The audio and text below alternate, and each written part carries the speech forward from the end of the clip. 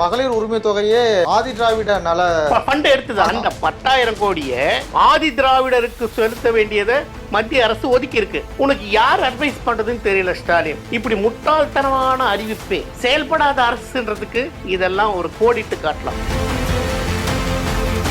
திருடர்கள் முன்னேற்ற கழகம் தனித்து போட்டியிட்டதே கிடையாது. திருடர்கள் முன்னேற்ற கழகத்து ஆட்சி செஞ்சுக்கிற ஸ்டாலின் தோல்வி பயத்தின் காரணமாக இந்த கடைசி காலத்தில் 5,000 ரூபாய் கொடுத்திருக்கோம். அதை பயன்படுத்திட்டாங்க இந்த மாணிக்க தாக்கூர். நீ பத்தி ஊழல பேசலாமா? அதை வர்ஜுனை வச்சுக்கின்னு, செங்கோட்டையனை வச்சுக்கின்னு, அதனால இதுக்கெல்லாம் அருகதை கிடையாது. ஜோக்கருங்க இதெல்லாம். தமிழக மக்கள் எண்ணி பார்ப்பாங்க. நல்லா டான்ஸ் ஆடுவேன். தனுஷ் அளவுக்கு உனக்கு நடிக்க தெரியாது சார். மக்கள் எனக்கு தானே சார் அவர் ஆட்சிக்கு வராரு. அப்பா அம்மாவை கவனிக்காதவன், பொண்டாட்டி பிள்ளைய கவனிக்காதவன், இதுக்கே நீ பிரயோஜனப்படாதவன், உன் ஆசையின் காரணமாக அதான் நாம வந்துட்டா நாம இந்த நாட்டால நமக்கு ஒரு நல்ல இது நடக்காது கண்ணு. நீ ஜோக்கராகவே இரு. இதோட திமுக எழுந்துக்கிறது கஷ்டம். நீ போடுற மனக்கணக்கெல்லாம் இனிமே எடுபடாது. எப்படியாவது கார்னர் பண்ணி கனிமொழியை விளக்கிடணும், எடுத்துடணும். அந்த முடிவுக்கு தான் ஸ்டாலின் கொண்டு வந்திருக்கார் சபரீசன். நாளை நமது நேயர்களுக்கு வணக்கம். நம்முடன் சிறப்பு விருந்தினராக அதிமுக நிர்வாகி கமலக்கண்ணன் அவர் இருக்கிறார். சார் வணக்கம் சார். வணக்கம் அன்பு. மகளிர் உரிமை தொகையா 5,000 ரூபாய் கொடுத்திருக்கார் சார் மு க ஸ்டாலின். மீண்டும் ஆட்சி அமைப்போம்னு நினைக்கிறாரா சார்? ரொம்ப சந்தோஷமா இருக்கு. மகளிருக்கெல்லாம் 5,000 ரூபாய் கொடுத்தது அவர் பேட்டி என்ன கொடுத்தாருன்னு அதை நீங்கள் கவனிக்கணும். இந்த 5,000 கல்விக்காகவும் மருத்துவ செலவுக்கு வச்சுங்க. அப்போது உன்னுடைய ஆட்சியில் இது வரைக்கும் 14,000 பள்ளிக்கூடங்கள் கல்லூரிகள் மூடப்பட்டு இருக்குது. அதனால் நீங்கள் கேர்ஃபுல்லாக இருந்துங்க.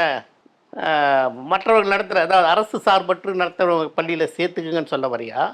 அதே மாதிரி சுகாதாரத்துறை உங்கள்கிட்ட சரியாக இயங்கலை, மருத்துவத்துறை எதுவும் சரியாக இயங்கலைன்றதால அவங்கள வெளியே டாக்டர் வச்சு பார்த்துக்க சொல்கிறியா? அதுக்காக கொடுத்த 5,000. அது மட்டும் இல்லாமல் இது வரைக்கும் கோடை காலத்துக்கு 2,000, இனிமேல் வர இருக்கின்ற 3 மாதத்துக்கு 3,000 அப்படின்னு சொல்லிட்டு கொடுக்குறாரு. கோடைக்காலம் 21, 22, 23, 24, 25, 22லேருந்து பார்த்தீங்கன்னா இது வரைக்கும் கோடை காலமே வரலையா? அந்த கோடை காலத்துக்கு நிவாரணம் இது வரைக்கும் எவனுமே தரல. ரேஷன் குடும்ப அட்டைதாரர்களுக்கு நீங்கள் மட்டும் கொடுக்குறீங்க. இது என்ன? அது ஏற்கனவே இது வரைக்கும் எடப்பாடியார் ஆண்ட காலம் வரைக்கும் 4.5 லட்சம் கோடி தான் உலக வங்கியில் கடன். நீ இந்த 4.5 வருஷம் 5 வருஷத்தில் 5 லட்சம் கடன் எக்ஸ்ட்ரா ஆகிப்போச்சு. இந்த மாதிரி நீ கொடுத்ததால அடுத்த ஆட்சிக்கு வந்துடுவோம் அப்படி பகல் கனவு பொதுமக்கள் எல்லாம் தெரிஞ்சு வச்சுருக்காங்க. இது தேர்தலுக்காக கொடுக்குற பணம், முன்கூட்டியே நமக்கு அட்வான்ஸ் போட்டு வைக்கிறாரு. பொதுமக்கள் யாரும் அவ்வளோ ஏமாந்தவங்க கிடையாது. நீ கொடுக்குற 5,000 எதுக்கு கொடுக்குறேன்னு சொல்லிட்டு பாமர மக்களுக்கு எல்லாருக்கும் தெரிய வரும். நீ 1,31 லட்சம் பேருக்கு கொடுத்துட்டியே, மீதி கொடுக்காம இருக்கிறியே, அவங்களும் பெண்கள் தானே. அப்போ அவங்கள எப்படி நீ இது பண்ணுவ? சார், இந்த மகளிர் உரிமை தொகையே ஆதி திராவிட நல ஃபண்ட் எடுத்துதான். 10,000 கோடியோ என்னமோ அது. அந்த 10,000 கோடியை ஆதி திராவிடருக்கு செலுத்த வேண்டியதை மத்திய அரசு ஒதுக்கி இருக்கு. அதை நீ அவங்களுக்கு பயன்படுத்தாம இந்த இதுக்கு பயன்படுத்தி 5,000 ரூபாய் கொடுத்துட்டேன். அந்த ஆதி திராவிடர்ல பெண்கள் இருக்க மாட்டாங்களா? அந்த மக்கள் இருக்க மாட்டாங்களா? யோசிக்க மாட்டாங்களா? உனக்கு யார் அட்வைஸ் பண்றதுன்னு தெரியல ஸ்டாலின். இப்படி முட்டாள்தனமான அறிவிப்பே, செயல்படாத அரசுன்றதுக்கு இதெல்லாம் ஒரு கோடிட்டு காட்டலாம். பீகார்ல 10,000 கொடுத்தா லஞ்சம்னு, இதை என்ன சொல்றது?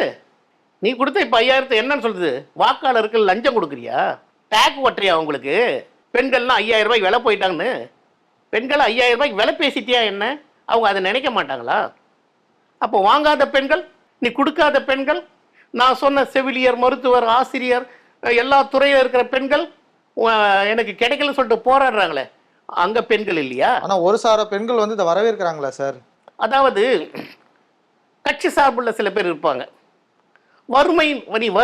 வறுமையையும் இல்லாததையும் பயன்படுத்திக்கிற அவங்களுக்கு இன்னைக்கு கிடைச்ச 5,000 ரூபாய் நிச்சயமா எல்லாருக்குமே இன்னைக்கு ஒரு பெரிய பணம் கிடைச்சதுன்ற எண்ணங்கள் இருக்கலாம். இதெல்லாம் ஓட்டா மாறிடும் மட்டும் அந்த கற்பனைக்கு போகக்கூடாது. ஏங்க, எடப்பாடி அரசு 2 தடவை விவசாய கடன் தள்ளுபடி பண்ணியிருக்காரு. மழை பெய்யாத காலத்தில் வறட்சி நிவாரணம் கொடுத்துருக்கார். நீ கோடைக்கால நிவாரணம் சொல்லிட்டு 2000 தர, அதாவது தகுதி உள்ளவர்களுக்குன்னு. தகுதி இல்லாதவர்கள்லாம் நீ நினைக்கிற தகுதி இல்லாதவர்கள்லாம் கோடைக்காலம் இல்லையா? இவங்கெல்லாம் யோசிக்க மாட்டாங்களா? இல்லை வாங்கினவங்களே கூட இவன் எதுக்காக கொடுக்குறான், புரியுதுங்களா? அவங்களும் யோசிப்பாங்க. அதனால இது எந்த விதத்துலையும் ஸ்டாலினுக்கு கை கொடுக்காது. ஆட்சியில் பங்கு ஏற்கிற எங்களோட உரிமை அப்படின்னு சொல்லிட்டு மீண்டும் திமுக மாணிக்கம் தாகூர் எம்பி சீண்டி இருக்காரு சார். மாணிக்க தாகூர் எம்பி கேட்டிருக்காருன்னா, திமுக மீண்டும் ஆட்சிக்கு வர பயம் வந்துடுச்சு. அதுக்காக தான் இந்த அறிவிப்பெல்லாம், அந்த 5000 ரூபாய் அறிவிப்பு. அந்த தோல்வி பயம் வந்ததன் காரணமாக காங்கிரஸ்காரன் எழுந்துக்கிட்டான். எனக்கு நாங்கள் இல்லாமல் நீ ஆட்சிக்கே வர முடியாது. விடுதலை சிறுத்தைகள் எழுந்துக்கிட்டான். நான் இல்லாமல் தனித்து போட்டியிட்டதே கிடையாது. திமுக திருடர்கள் முன்னேற்ற கழகம் தனித்து போட்டியிட்டதே கிடையாது. திருடர்கள் முன்னேற்ற கழகத்து ஆட்சி செஞ்சுக்கிற ஸ்டாலின் தோல்வி பயத்தின் காரணமாக இந்த கடைசி காலத்தில் 5000 ரூபாய் கொடுத்துருக்கான். அதை பயன்படுத்திட்டாங்க இந்த மாணிக்க தாகூர். இவர் நம்ம எடப்பாடியார் அறிவித்த திட்டங்கள், இப்போ வாக்குறுதி எல்லாம் இது செயல்படுத்துவாங்க. ஏன்னா சொல்லாததையும் செஞ்சவர், 11 மாவட்டம் பிரித்து கொடுத்தவர், 10 மாவட்டம் 11 மருத்துவக் கல்லூரி திறந்தவர், 10க்கு மேலே அறிவியல் மற்றும் கல்லூரியை திறந்தவர், ஆர்ட்ஸ் அண்ட் சயின்ஸ் காலேஜ். அது மட்டும் இல்லாமல் பாலிடெக்னிக் காலேஜ், மருத்துவக் கல்லூரி. இப்படி நீ இதுவரைக்கும் ஒரு மருத்துவக் கல்லூரி கொண்டு வந்தியா? ஒரு மாவட்டத்தை பிரித்து கொடுக்கறதுக்கு திராணி இருந்ததா? நீ திராணி தெம்பு எதுவுமே இல்லாத ஒரு பொம்மை முதல்வரை இந்த மாநிலம் தேர்ந்தெடுக்க வெக்கப்படுறோம். உன்னுடைய கொள்ளை அடிக்கிற ஒவ்வொரு துறையிலும் கொள்ளை, அனைத்து துறையிலும் இதுதான் சொல்ல. ஏன்னா ஏற்கனவே நான் சொல்லியிருக்கேன். ஏன்னா நம்ம குடியாத்தம் குமரன் சொன்ன மாதிரி துரைமுருகன் 60,000 கோடி, பழனிவேல் தியாகராஜன் ஆட்சிக்கு ஒரு 6 மாதம் 1 வருஷ காலகட்டத்தில் 30,000 கோடி. இது வெளிநாட்டு டிவிக்கு அவர் பேட்டி கொடுக்கும்போது சொன்னதால் அவரை மந்திரியிலேருந்து வேறு மந்திரி போட்டுட்டேன். இதெல்லாம் வெளிப்பட்டு போச்சே. இப்படி பார்த்தா நேரடியாக நேரு 888 கோடி, இன்னும் 1050 கோடி இன்னொரு துறையில். இப்படி ஒவ்வொரு துறையிலையும் ரவுடி சேகர் பாபு இருக்கார், அவர் துறையில் கொள்ளை. இப்படி ஒவ்வொரு துறையிலும் கொள்ளை இருக்கிறத எல்லாமே புரிஞ்சுக்கிட்டாங்க. என்ன இவங்க அடுத்த தீகார் ஜெயிலில் தான் இருக்கணும், இப்போவே கிளறுனா அங்கே தான் இருப்பாங்க. அதனால் இந்த வாய்ப்பை பயன்படுத்தி தான் மாணிக் தாகூர் எல்லாமே கிளம்பி ஆட்சியில் பங்கு, சீட்டு இத்தனை கொடு அப்படின்னு கேட்க ஆரம்பிச்சிட்டாங்க. சார், இப்போ ஆதிதிராவிடர் ஃபண்டிலிருந்து எடுத்து மகளிர் உரிமை தொகை கொடுத்துருக்காங்களா சார்? கூட இருக்கிற திருமாவளவன் இதை முதலமைச்சர்கிட்ட கேட்கறதுக்கு வாய்ப்பு இருக்கா சார்? அது ஏங்க அவரை பற்றி பேசுகிறீங்களாங்க? இப்போ கண்ணப்பன் மினிஸ்டர் அவர் கூட ராஜா சேரில் உட்காந்துக்கிறார், பிளாஸ்டிக் சேர் கொடுக்குறாங்க. அப்போவே ஒரு மானம் ஈனம் சூடு சொரணை இது உழவும் இருந்திருந்தால் திருமாவளவன் என்னை அசிங்கப்படுத்தினு சொல்லிட்டு வெளியே வந்திருக்கணும். அதே மாதிரி ஒவ்வொரு இடத்துலையும் அசிங்கப்படுற திருமாவளவன் இதை பற்றி தனக்கு வேண்டியது 4 சீட்டு கிடைக்குதா, தனக்கு வேண்டிய பெட்டி கிடைக்குதா, கட்ட பஞ்சாயத்து அங்கங்கே நடக்குதா, அதை கண்டுக்காமல் விட்டுடுறாங்களா அப்படின்ற போக்கில் போயிட்டு இருக்க திருமாவளவன் இதுக்கு எப்படிங்க நான் கேட்ட சூடு சொரணை எதுவும் இல்லாமல் அங்கே அறிவாலயத்து வாசலில் காத்துட்டு இருக்க வேண்டும் வாட்ச்மேன் மாதிரி தான் அவர். சார், இப்போ நேற்று விஜய் பேசும்போது சொல்லியிருக்காரு சார், சேலத்தில் எம்ஜிஆர் ஜெயலலிதா ஆரம்பித்த கட்சியிலேருந்து ஆட்சியை பிடிச்சிருக்கீங்க, தனிச்சு நின்று உங்களால் 1% ஓட்டு வாங்க முடியுமான்னு சவால் விட்டுருக்காரு சார். அதாவது விஜய் தனித்து கட்சி ஆரம்பிச்சு 1% உங்களால் முடியாதுன்னு சொல்கிறார் இல்லைங்களா? இவர் கட்சி தனிச்சு ஆரம்பிக்கல. உங்கள் அப்பா உனக்கு விதை போட்டுக்கிட்டே இருக்காரு. அதுக்கு அடுத்து உன்னை விளம்பரப்படுத்த விஜயகாந்த் என்ற ஒரு நபரை உனக்கு பேக் போனாக இருக்க வைக்கிறாரு. இப்படி படிப்படியாக வர்ற நீ பாலச்சந்தர் ப்ரொடக்ஷனு, தேனாண்டால் ராமநாராயண திமுககாரர் அவர் ப்ரொடக்ஷனாக நீ நடித்த படம் எல்லாம் இப்படி பலதரப்பட்ட தயாரிப்பாளர்கள் விநியோகஸ்தர்கள் நாசம் போனாங்க. ஆனால் உனக்கு வர வேண்டிய பணம் வந்துடுச்சு. இதே படத்தில் புலின்ற படத்துக்கு 33 கோடியோ 35 கோடியோ உனக்கு வருமானம். ஆனால் நீ கணக்கு காட்டது 20-22 கோடி. அதுக்குரிய அபராத தொகையை கட்ட சொல்கிறாங்க. அதுக்காக கோர்ட்டுக்கு போகிற என்ன சாதாரண தொகை தானே, 1.5 கோடி 1 கோடி இப்படி தான் கட்ட சொல்கிறாங்க. இதுக்காக நீ உச்ச நீதிமன்றம் வரைக்கும் போகிற. 3 வருஷம் ஆகிப்போச்சு, காலம் கடந்து போச்சு. இதுக்காக நான் அப்புறம் அதை கட்ட மாட்டேன்னு சொல்கிறேன்.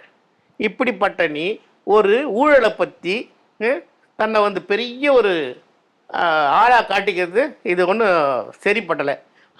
அது மாதிரி இல்லாங்க. நான் இன்னைக்கு எப்படி கரூர்லேருந்து ஓடி வந்தியோ, எப்படி இப்போ சேலம் இதுலேருந்து ஓடி வந்து அந்த பையனுக்கு என்ன ஆச்சு? வெளி மாநிலத்த ஆள், பக்கத்தில் இருக்கிற அவங்க கூட ஃப்ரெண்டு அவன் பேட்டி கொடுக்குறான். இவங்க போய் சொல்கிறாங்க, மடை மாட்டுறாங்க, திசை மாட்டுறாங்க. அவர் மாரடைப்பாளர் இருந்து போனார். அவன் ஃப்ரெண்டு சொல்ல அவருக்கு அதெல்லாம் ஒன்றுமே கிடையாது, அவர் எப்பவுமே க்ளீனாக இருக்கிறவர். அந்த வீட்டு பக்கத்து வீட்டு பெண்கள் சொல்கிறாங்க அவர் எல்லாரும் கூட நல்லா பழகக்கூடியவர். அவனே வந்து 5000 ரூபாய் யார்கிட்டையும் பணம் கொடுத்து அந்த டோக்கன் வாங்கி உள்ளே போகிறான். அதனால் தமிழக மக்களுக்காக எந்த விதத்திலையும் குரல் கொடுக்காத நீ இந்த மாதிரி தனக்குத்தானே மாறு தட்டிக்கிறது. விஜய் சொல்லியிருக்காரு சார், சுட்டு போட்டாலும் எங்களை கொள்ளையடிக்க வராதுன்னு சொல்லி. அதுதான் இவ்வளோ நான் எடுத்துக்காட்டு சொல்கிறேன்னு. அதாவது வாங்கின காருக்கும் வருமான வரித்துறைக்கு நீ ஏமாத்துறேன்னா ஊழல் உன் கூட ஒட்டியே பிறந்துச்சு. இல்லை, ஊழல் ஒட்டியே பிறந்தவன் நீ வந்து ஊழலை பற்றி பேசவே கூடாது. உன் கூட இருக்கிறது யார்? எல்லா மாநிலத்திலையும் போலி லாட்டரிக்கு 10 பேருக்கு பரிசு கிடைச்சா 10,000 பேருக்கு பரிசு கிடைக்கல, வெறும் பேப்பருக்கு பணம். அவனுடைய மகளை நீ கல்யாணம் பண்ணிக்கிற, நீ பற்றி ஊழலை பேசலாமா? அதை அர்ஜுனை வச்சுக்கின்னு, செங்கோட்டையனை வச்சுக்கின்னு.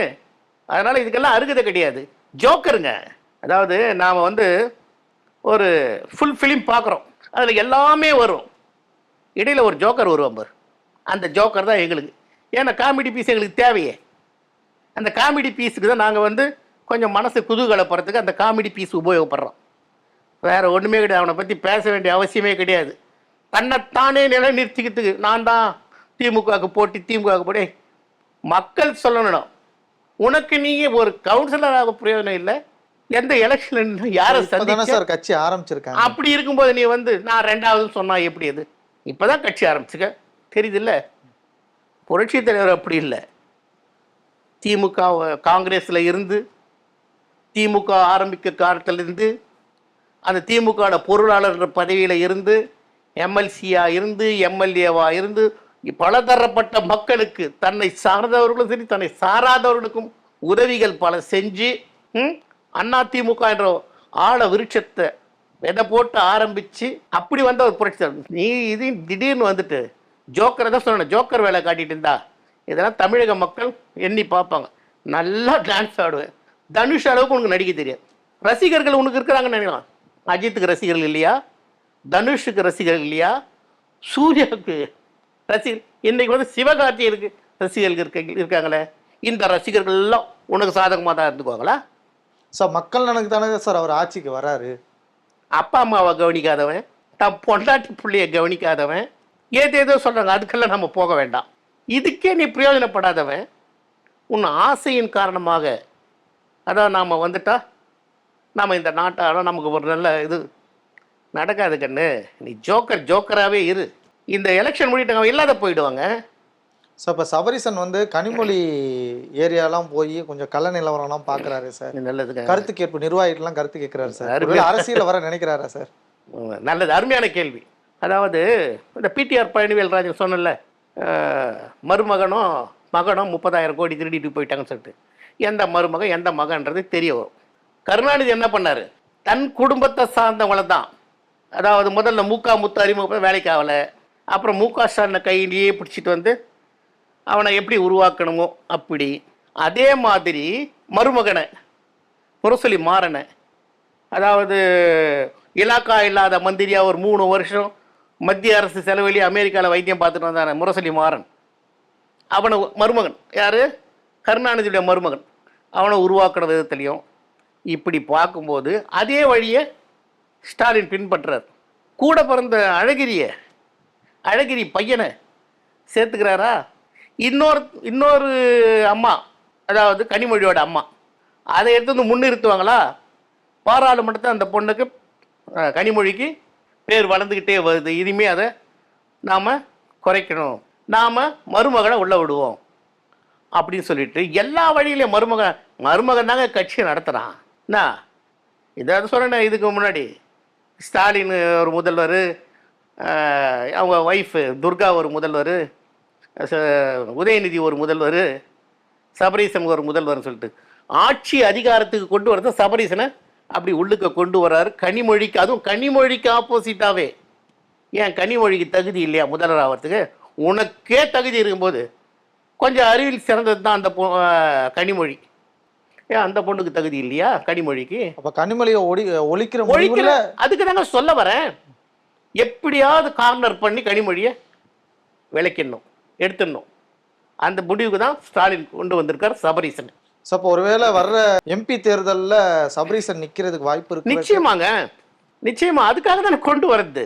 எல்லா நிலையிலும் சபரீசனை கொண்டு வந்துட்டாரு. இதுக்காகவும் பார்க்கலான்னு. ஆனால் ஒன்று, மக்கள் இனிமே திமுக இனிமே மூடப்பட்ட இயக்கங்க. நாட்கள் எண்ணப்படுகின்றன.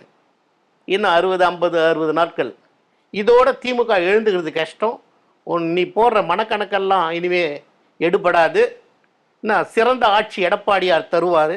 ஏன்னா அதாவது அவருடைய திட்டங்கள்லாம் கொண்டிருக்கார். அவரை கேள்வி கேட்கும்போது ஒரு பதில் சொன்னார் பாருங்க. எந்தவித வருமானம் இல்லை கொரோனா பீரியட்ல. அப்பவும் எந்த அரசு துறைக்கும் சம்பள பட்டுவாடா நிற்கலை, விலைவாசி ஏற்றத்தை பெறலை. ஒரு மனுஷன் நடமாறுறது கஷ்டங்க கொரோனா பீரியட்ல. பெட்ரோல் பங்க் வழியாக எந்த வருமானமும் கிடையாது, போக்குவரத்து துறையில் கிடையாது, மின்சார வாரியத்தில் கிடையாது, அதே மாதிரி பத்திரப்பதிவு துறையில் கிடையாது. எந்த வருமானம் இல்லாத டைமில் இந்த அரசாங்கத்தை எவ்வளோ செம்மையாக நடத்திக்கிட்டு போனேன்.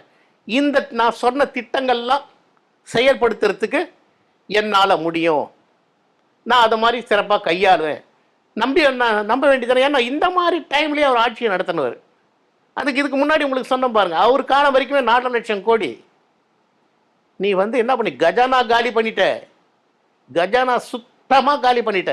இனிமே ஆட்சிக்கு வர எடப்பாடியார் எவ்வளவு சிரமப்படணும். ஆனால் சிரமப்பட்டாலும் 60,000மோ 68,000மோ ஏதோ வட்டி கட்டிட்டு வரும். இது இன்னும் இந்த பணத்தை கொடுத்ததால 80,000 கோடி கிட்டத்தட்ட ஆக போகுது வட்டி கட்டுறதே. இதையெல்லாம் சிறப்பாக செம்மையாக. ஏன்னா விவசாயி, மக்கள் கஷ்டம் அறிஞ்சவர், மக்கள் நிலை அறிஞ்சவர். நான் சொன்ன மாதிரி எல்லா திட்டங்களும் செயல்படுத்தினவர். இவருக்கு எப்படி ஆட்சி செய்யணும்னு தெரியும். மக்களோடு இருந்த ஒருத்தர் ஆட்சி அமைச்சா இந்த நாடு நல்லாவே இருக்கும். எங்களிலிருந்து ஒருவர், எங்களுக்கான ஒருவர் பழனிசாமி, நம்மிலிருந்து ஒருவர், நமக்கான ஒருவர் எடப்பாடி பழனிசாமி. அவர் ஆட்சி வரும், நிச்சயமாக இந்த நாடு நலமடையும், சிறப்பான ஆட்சியை கொடுப்பார். பல்வேறு அரசியல் கருத்துக்களுக்கு பயனுக்கு நன்றி சார். வணக்கம்.